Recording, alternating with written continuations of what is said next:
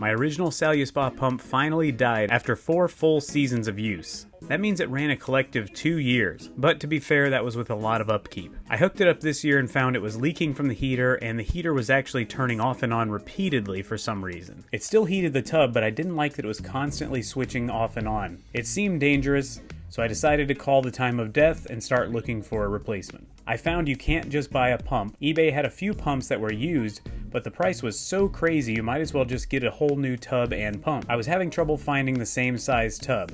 When I did, it was pretty expensive. All I could find that was at a reasonable price was the Tahiti SaluSpa. It's about 7 or 8 inches smaller in diameter, but it's significantly cheaper. I looked at the pictures of the pump online and thought it looked very similar to the one I already had, just a different color. So I took a chance and ordered it in hopes that it would work with my old hot tub.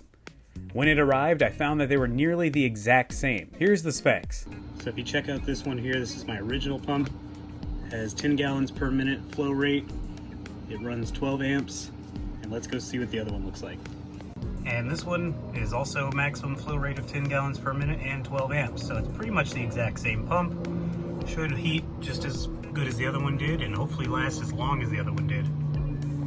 Check the description for links to this spa on Amazon and Walmart. I'll link to both of them. The prices fluctuate quite a bit. I was lucky and found the Tahiti Spa for only $358 on Walmart. So if it's a little too expensive for you now, just drop it in your cart and just check the price every now and then. The pump comes with an external water line for the filter return line. It's kind of a dumb design, since the water would be more exposed to the cold air as it travels back to the pump. The good news is you just need to take a part from your old pump, modify it slightly, and put it on your new pump, and it will work with your Coleman SaluSpa. Here's how I did it. Alright, this is the bottom side of the pump. You're going to have to take the 4 screws off and this panel off. This guy is not going to be compatible with the old style tub, but it looks like we can fix it pretty easily. The next step would be to take the bottom off of your old pump. We need this tube to be detached from here and pulled out of there. So get a flathead screwdriver and loosen this enough, and you should be able to twist this pipe and it'll slide off of this fitting. Underneath the Coleman Tahiti tub, do the same thing. Loosen this one, and I guess loosen this one here. You might need to remove this little rubber ring in order to get the old pipe to go through here.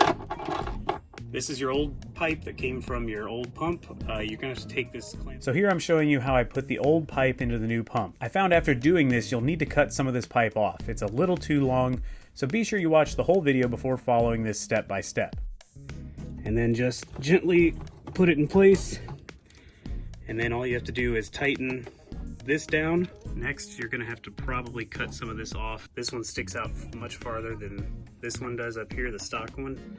So we're probably gonna have to cut it off here and then put it back on. In order to do that, you have to loosen this clamp. You're gonna have to take the screws out of here to remove this piece. Then you can take the clamp off and pull this piece out. Once you've removed this outer part, this is still going to be in here, but what I think I'm going to do is heat this up with maybe a heat gun or a blow dryer, and then we're gonna cut it to make it a little more pliable. This is pretty darn old from all the years of chlorinated water going through it, so it's going to be brittle. I'm hoping we can do a nice clean cut to put this piece back in, and then we can put it all back together and start using it.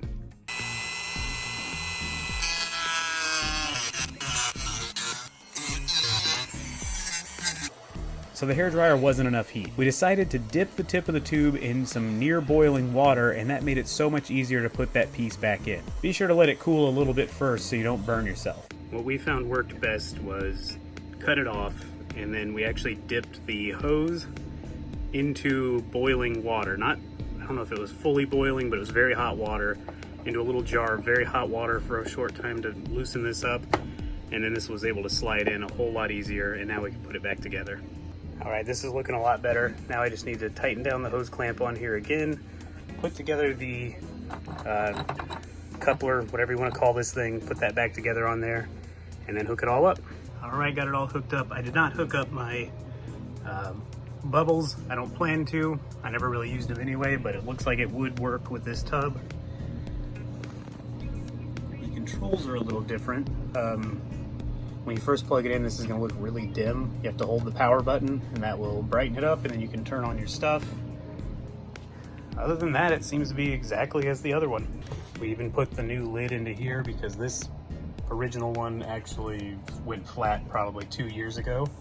Another little hack for you is, if that happens, all you really have to do is just buy an inner tube, throw it in the water, and then put the lid on that doesn't have the insert on it, and it works just fine.